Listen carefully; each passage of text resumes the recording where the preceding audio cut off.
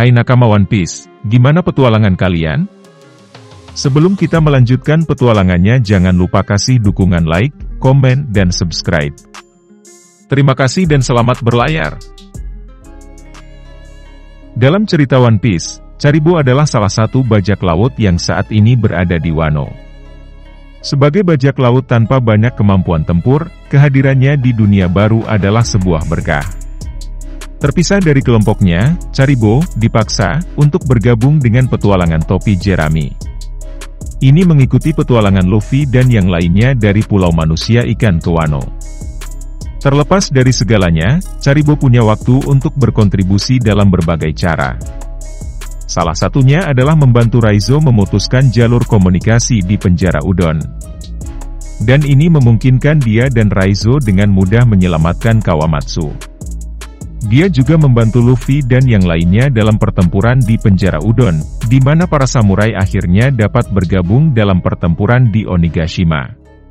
Namun setelah kejadian ini, masih belum jelas apa berita tentang Charibo karena Oda memfokuskan cerita pada pembangunan pertempuran Onigashima. Faktanya, sampai pertempuran Onigashima berakhir, kami tidak tahu apa yang sebenarnya terjadi pada Charibo. Dia sendiri adalah bajak laut buah iblis tipe Logia, yang artinya dia bisa berubah menjadi apa saja dengan kekuatan buah iblisnya. Charibo adalah pemilik buah iblis Numa Numa no Mi, di mana tubuhnya bisa berubah menjadi rawa atau meleleh. Meski terlihat tidak masuk akal, buah iblis ini sebenarnya sangat mengerikan. Saat ini, hadiahnya adalah 210 juta beri. Charibo kemudian muncul kembali di akhir chapter 1020. Dia muncul di balik reruntuhan sambil mengamati Luffy dan Momo. Charibo bertanya-tanya mengapa Luffy ada di sana. Karakter terakhir Charibo muncul di chapter 1056, di mana dia sekali lagi menyusup ke Tousen Sunny. Dalam chapter tersebut, sepertinya Charibo terbang mengikuti apa yang dibahas oleh topi jerami, khususnya tentang Pluto. Ia terkejut mendengarnya. Charibo sendiri mengatakan bahwa dia harus segera membagikan informasi tentang Poseidon dan Pluto kepada pria itu. Namun, siapa yang dimaksud dengan Charibo? Pria itu adalah Angkatan Laut. Angkatan Laut adalah salah satu kekuatan utama dalam seri. Sejauh ini, sebenarnya, mereka tidak terlalu banyak ikut campur dalam hal senjata kuno.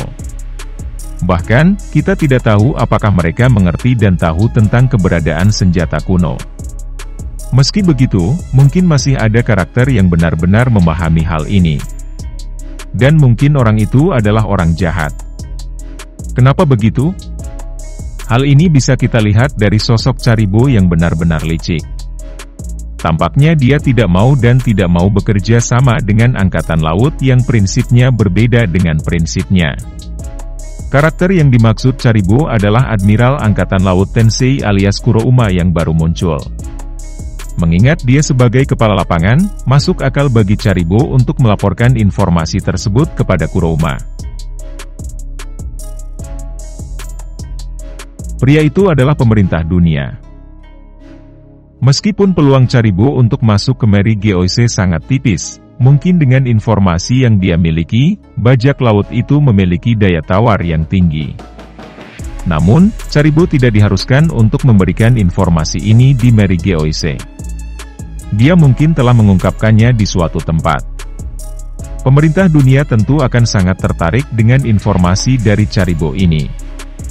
Untuk di tubuh pemerintah dunia sendiri kemungkinan Charibo akan melaporkan apa yang dia ketahui itu kepada Rob Lucci, yang menjadi kepala atau pemimpin dari CP0.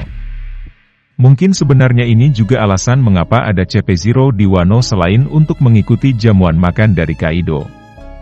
Mereka mencari informasi tentang senjata kuno Pluton. Charibo tentu bisa mendapatkan imbalan besar atas apa yang dia lakukan. Pria itu adalah Kurohige. Sosok yang paling besar kemungkinannya dan rasanya paling masuk akal adalah Marshal Detich alias Kurohige. Sosok Blackbeard terakhir kali muncul di chapter 956 kemarin, di mana dia nampak memerintahkan krunya untuk bersiap. Kemana tujuan mereka masih menjadi misteri.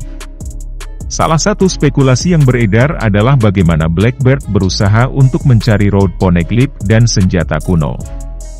Sampai saat ini memang masih belum ada bukti atau petunjuk bahwa Charybau adalah mata-mata bagi kelompok Blackbird. Namun, hal itu bukanlah sesuatu yang mustahil. Peluangnya sendiri cukup besar.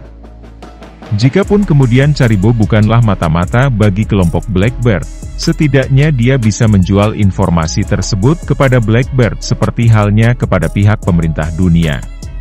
Sosok Charybau selama ini memang sangat underrated selain karena dia jarang muncul, Charybau juga sangat jarang terlibat dalam berbagai peristiwa penting dan besar.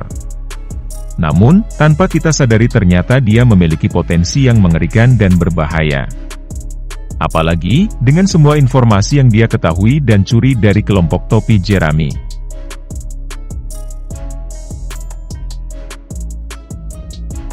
Terima kasih telah menonton, jangan lupa kasih like, komen dan subscribe.